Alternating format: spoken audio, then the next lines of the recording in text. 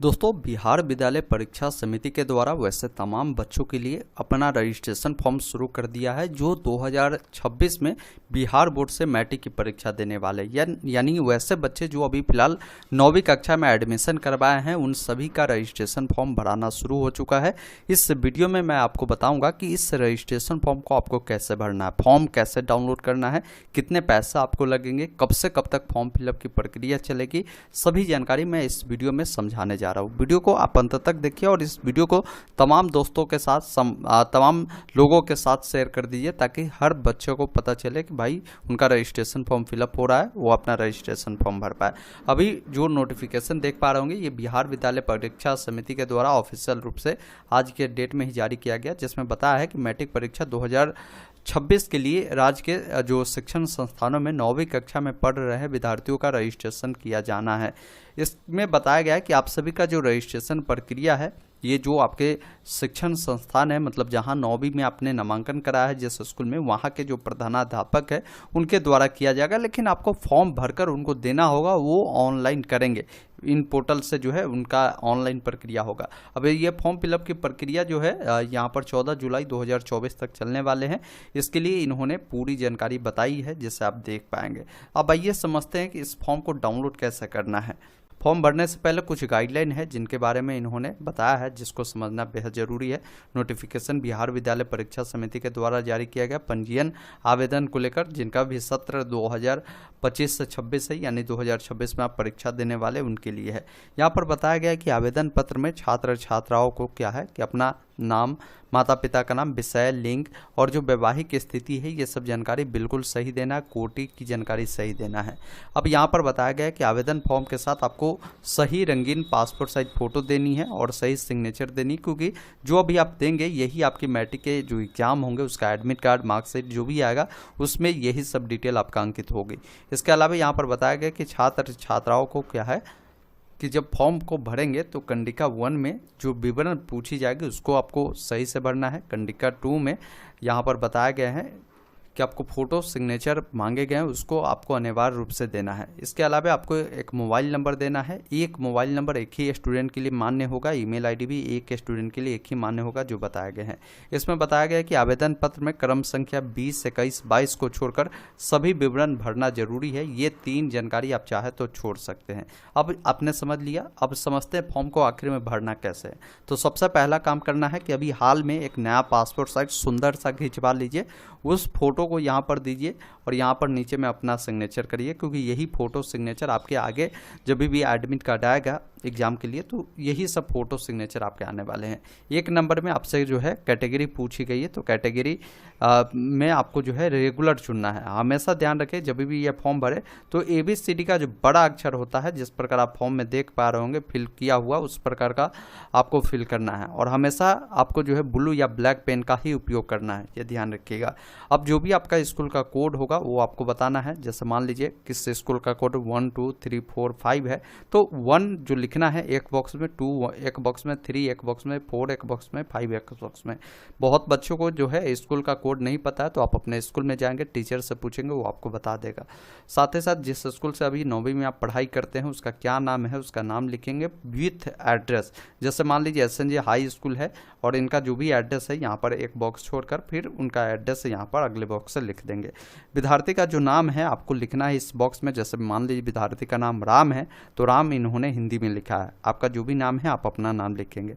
आपका जो भी नाम होगा इंग्लिश में लिखेंगे, तो एक जो लेटर है एक बॉक्स में होना चाहिए। जिस अनुसार देखेंगे राम है तो R इस बॉक्स में लिखा है इन्होंने, A इस बॉक्स में, M इस बॉक्स में, और कुमार रहेगा तो इस बॉक्स को छोड़ेंगे ब्लैंक और यहाँ से कुमार लिखना शुरू करेंगे, ये ध्यान रखिएगा। माता जी का नाम हिंदी में लिखना है और इंग्लिश में आपको लिखना है। उसके बाद पिताजी का नाम यहाँ पर लिखना है हिंदी में और यहाँ पर इंग्लिश में लिखना है। जो भी जन्म तिथि है तो इसमें बताया गया कि पहले डेट लिखना है किसी का, एक मान लीजिए महीना है, महीना में 1 तारीख है तो उनका 01 और 5वां महीना तो 05/2010 है तो 2010, इस प्रकार आपको लिखना है। फिर 8 नंबर में आपसे जेंडर पूछा गया तो मेल है यानी लड़का है तो मेल के सामने टिक करें, लड़की है तो फीमेल के सामने टिक करना है। 10 नंबर में कैटेगरी पूछी गई, तो जो भी कैटेगरी आपका होगा general, EBC, BC, SC, ST, उसके सामने टिक करना है। अगर आप दिव्यांग है तो एस करेंगे, अन्यथा नो वाले विकल्प पर क्लिक करेंगे। 12 नंबर में आपसे रिलीजन पूछा गया, हिंदू, मुस्लिम, सिख, ईसाई, जो भी धर्म से बिलोंग करते हैं उसको आप बताएंगे। अगर आप ग्रामीण क्षेत्र या शहरी क्षेत्र से, तो 13 नंबर में एरिया पूछा गया, तो ग्रामीण क्षेत्र वाले रूरल के सामने टिक करेंगे, शहरी वाले शहरी के सामने टिक करेंगे। 14 नंबर में आपसे पूछा गया कि आपकी शादी हो चुकी है, तो यहाँ पर मैरिड करें, अन्यथा अनमैरिड के सामने टिक करें। जो मोबाइल नंबर होगा आप अपना यहाँ पर मोबाइल नंबर जरूर फिल करें। एक जो अंक है एक बॉक्स में आपको लिखना है, ये ध्यान रखिएगा। 16 नंबर कॉलम में बोला गया कि आपके पास आधार कार्ड है, तो यहाँ पर आधार नंबर आपको फिल करना है। नीचे आना है। 17 नंबर कॉलम में सिग्नेचर उन बच्चों को करना है जो यहाँ पर आधार नंबर नहीं दे रहे हैं। अगर आप आधार नंबर देते हैं तो यहाँ पर गलती से भी सिग्नेचर आपको नहीं करना है, ये ध्यान रखिएगा। तो आधार कार्ड देने वाले बच्चे ध्यान ये रखिएगा, 17 नंबर में सिग्नेचर नहीं करना है। 18 नंबर में आपका जो भी ईमेल आईडी है, ईमेल आईडी का एक जो अक्षर है एक बॉक्स में लिखिएगा, फिर अगला एक बॉक्स में पूरा @gmail.com तक आपको लिख देना है। जो भी एड्रेस है 19 नंबर कॉलम में, जैसे विलेज लिखकर VILL कर स्लैश देकर विलेज लिखिएगा, कॉमा लगाकर पोस्ट ऑफिस, कॉमा लगाकर पुलिस स्टेशन, कॉमा लगाकर डिस्ट्रिक्ट और अपना पिन कोड यहाँ पर आपको बताना है। आपके पास जो भी बैंक खाता है, बैंक खाता का जो भी नंबर होगा उससे देंगे, जो भी IFSC कोड होगा उससे देना है, जिस बैंक में खाता है बैंक का नाम लिख देना है। आपके बॉडी में कोई ऐसा निशान हो जो कटा का हो, जला का हो, तो 2 निशान बताना है।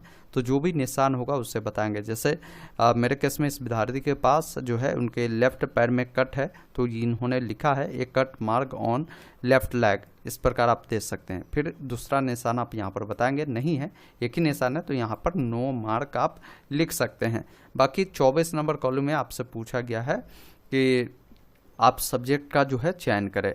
अब सब्जेक्ट का चयन में जैसे मान लीजिए आप MIL वाले सब्जेक्ट में आप क्या रखना चाहते हैं। जैसे बहुत सारे बच्चे हिंदी रखते हैं तो हिंदी ले सकते हैं, बहुत सारे उर्दू रखते हैं उर्दू ले सकते हैं, बंगला, मैथिली, जो भी रखना है उसके सामने आपको टिक करना है।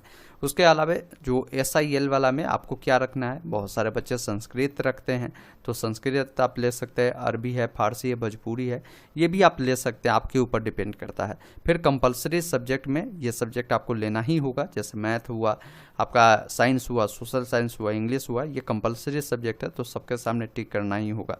इसके अलावा यहाँ पर ऑप्शनल सब्जेक्ट है, आप चाहे तो इनमें से कोई सब्जेक्ट आप ले सकते हैं, नहीं लेना है तो इसको ऐसे ही आपको छोड़ देना है, ये ध्यान रखिएगा। बाकी आपको नीचे आना है, यहाँ पर घोषणा में आपको क्या करना है कि अपने पिताजी से इस वाले बॉक्स में सिग्नेचर करवाना है। स्टूडेंट को अपना हिंदी में साइन यहाँ पर करना है, इंग्लिश में साइन यहाँ पर करना है। उसके बाद जो भी आपका स्कूल होगा स्कूल के पास जाएंगे, जो भी प्रधानाध्यापक होंगे उनका साइन और मोहर यहाँ पर लगेगा और वो जो है इस फॉर्म को जमा कर लेंगे। लेकिन यहाँ पर 20, 21, 22 में जो कुछ डिटेल पूछी गई, जैसे 20 में आपके पास बैंक अकाउंट नहीं है तो इसको छोड़ सकते हैं। 21, 22 यानी ये तीनों डिटेल, बैंक की डिटेल आपसे जो मांगी गई है नहीं है तो आप छोड़ सकते हैं। तो इस प्रकार ये फॉर्म भरना है। इस फॉर्म के साथ आपको जो है अपना एडमिशन रिसिप्ट लेकर अपने स्कूल में जाकर अपने टीचर को देंगे। उनका काम रहेगा कि वो ऑनलाइन पोर्टल पर जाकर, ये पोर्टल है जिस पर जाकर वो ऑनलाइन करेंगे। उसका अंतिम तिथि जो है 14 जुलाई 2024 तक है। तो इस वीडियो को शेयर कर दीजिए। कहीं भी कोई डाउट है इसको लेकर आप हमें कमेंट बॉक्स में लिख सकते हैं। धन्यवाद। जय हिंद।